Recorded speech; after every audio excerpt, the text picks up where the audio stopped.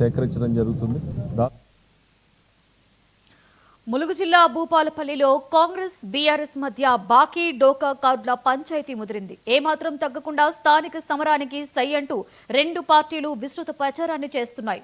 హామీలు నెరవేర్చకుండా ప్రజలను మోసం చేశారని కాంగ్రెస్ ఎమ్మెల్యే గండ్ర సత్యనారాయణ బీఆర్ఎస్ డోకా పోస్టును ఆవిష్కరించారు. గత 10 ఏళ్లలో బీఆర్ఎస్ రాష్ట్రాన్ని అప్పులపాలు చేసిందని మండిపడ్డారు.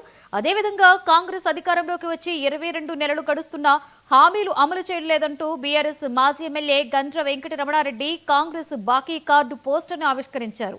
6 గ్యారంటీలు 420 హామీల ప్రకారం కాంగ్రెస్ ప్రజలకు బాకీ పడ్డ బకాయిలు చెల్లించాలని విమర్శించారు.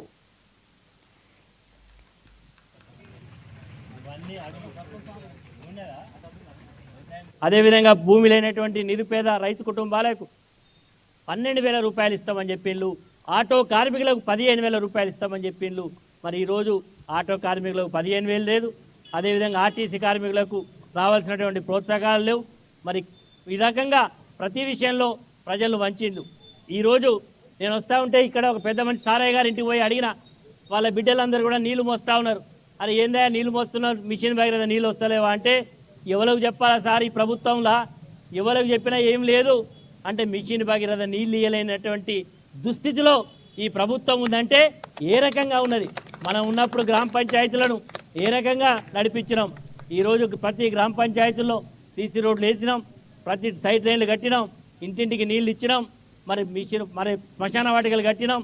ఇట్లా అనేక కార్యక్రమాలన్నీ కూడా చేసి ఆనాడు గ్రామ పంచాయతీలో ఉండేటువంటి ప్రజలకు ఎలాంటి ఇబ్బంది లేకుండా చేసినాం. కానీ ఈరోజు ఏమవుతా ఉన్నది, ఈరోజు గ్రామ పంచాయతీలన్నీ కూడా బోసిపోతూ ఉన్నాయి.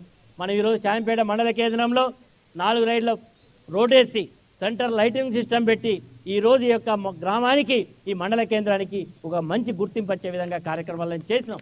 కానీ ఈరోజు ఈ ప్రభుత్వం ఏం చేసి, అదేవిధంగా ఈరోజు కాంగ్రెస్ ప్రభుత్వాన్ని స్వతంత్రం ఇచ్చిన పార్టీని, తెలంగాణ ఇచ్చిన పార్టీని, నీ లెక్క తెలంగాణ ఇస్తే సోనియమ్మ తల్లి మా టీఆర్ఎస్ పార్టీని విలీనం చేస్తా అని చెప్పి డోకా చేయం. మీ లెక్క అవినీతి చేయం.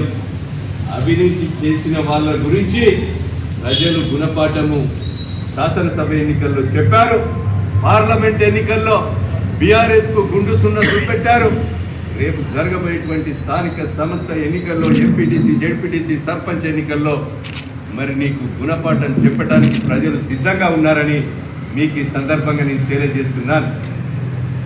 కనుక ఒకటే ఆలోచన చేయాలి. ప్రజలందరూ కూడా గమనిస్తున్నారు.